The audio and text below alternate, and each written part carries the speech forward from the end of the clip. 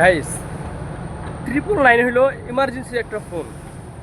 গতকালকে যে পদ্মা নদীতে যে বাসটি সে ডুবে গেল, যখন প্রায় কিছু মানুষ তারা 999 ফোন দিয়েছে উদ্ধারের কাজের জন্য। প্রায় 1 ঘন্টা পর 999 ফোন ধরে না। তা মানুষের সেবা কোথায় যাবে?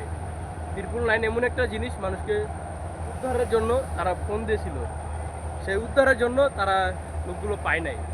999 এমন একটা জিনিস, মানুষের উদ্ধারের জন্য তারা ফোন দিয়েছে, 999 সে ব্যাক করে নেই।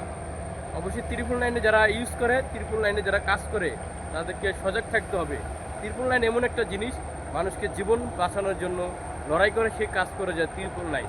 অবশ্যই যারা 999 যারা যোগাযোগ করি, অবশ্যই তাদের সাথে সংযোগ থাকতে হবে। যেখান থেকে হোক, যে রাষ্ট্র থেকে ফোন দেখতে কেন, 999 আপনি অবশ্যই ফোন ধরবেন, তাদের দৃশ্যগুলো, তাদের কথাগুলো আপনারা নেবেন।